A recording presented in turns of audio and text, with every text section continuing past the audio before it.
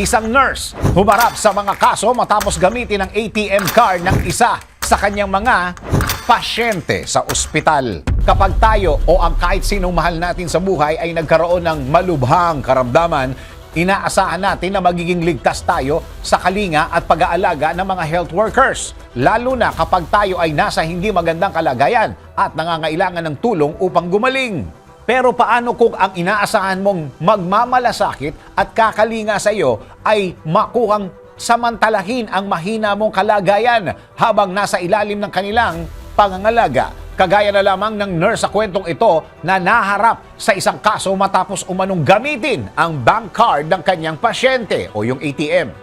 Kung paano nahuli ang nurse na ito sa kanyang ginawa, ito yung kwento. Isang nurse mula sa United Kingdom na kinilalang si Ayesha Basharat ang naharap sa kaso matapos niyang gamitin ang ATM card ng isang 83 anyos na babaeng pasyente na kamamatay pa lamang sa ospital na kanyang pinagtatrabahuhan. Ayon sa ulat, ilang minuto pa lang ang nakakalipas matapos ideklarang patay ang pasyente ay ginamit na umano ni Ayesha ang card ng nasabing pasyente upang bumili ng pagkain tulad ng chips, candy at soft drinks mula sa vending machine gamit ang contactless payment. Hindi lang umano isang beses ginamit ni Ayesha ang card dahil makalipas ang ilang araw ay muli siyang gumawa ng maliliit na transaksyon upang muling bumili ng snacks. Hindi naman nagtagal ang pananamantalang ginawa ni Ayesha sa ATM card ng namatay na pasyente dahil natukoy ng mga otoridad ang kanyang mga transaksyon matapos kanselahin ng pamilya ng pasyente ang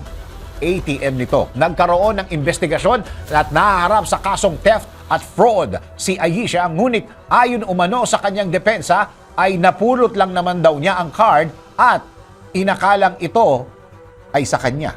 Hindi naman ito pinaniwalaan ng korte dahil magkaiba umano ang kulay ng mga card at malinaw rin na lumabag si Ayesha sa mga patakarang ospital. Sa huli ay umamin si Ayesha at sinintensyahan ng 5 buwang pagkakakulong, ngunit suspended sa loob ng 18 buwan.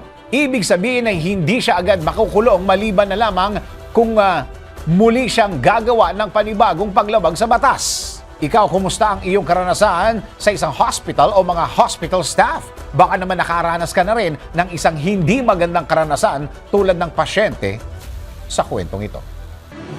DWIZ Research Report. Report.